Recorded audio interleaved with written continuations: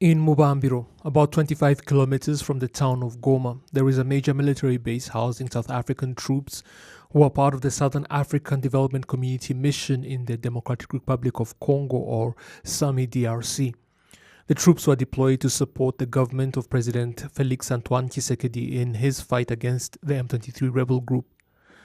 When M23 advanced from Masisi to Ngugu, passing through Sake toward Goma, the South African forces joined the Congolese army, or FARDC, and the FDLR terrorist group in fighting against the rebels, who are Congolese nationals advocating for their rights. According to reports from sources present during the clashes, after facing intense fire and suffering heavy casualties, the South African forces surrendered.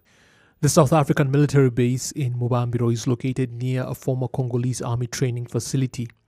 Currently, M23 controls the base after decisively defeating the coalition of Congolese forces, the FDLR, SADC troops and mercenaries.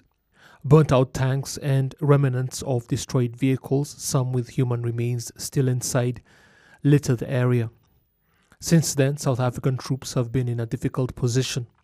At midday on Thursday, M23 military leaders decided to visit the South African commanders at the Mubambiro base. Upon arrival, they called on the base guards to summon their senior officers for discussions. It took about 5 minutes before the South African commanders emerged. Initially fearful, their apprehension lessened as the conversation progressed, even leading to moments of laughter. At one point, they even exchanged war updates and phone numbers. One M23 commander revealed that his family is living in a refugee camp in a neighboring country and stated that even if he were to die in battle, he would do so fighting against long-standing injustices. He asked the South African soldiers why they were supporting President Tshisekedi against Congolese citizens and why they were fighting alongside the genocidal FDLR militia. The South African officers responded that such decisions were beyond their control and likely driven by political interests. After exchanging phone numbers, an M23 soldier jokingly said, and I quote, "I hope we'll meet again in Bukavu," end of quote. In response, a South African soldier admitted that he had no desire to fight anymore and just wanted to return home. The South African troops were curious about the M23 fighters. The South African commanders presented three main requests to M23. The first being permission to use Goma's airport to repatriate the bodies of their fallen soldiers. The second, authorization to access previous battle zones to recover the remains of their comrades. And the third, the ability to collect food and supplies stored in Goma, and if necessary, use armored vehicles for transportation to prevent looting.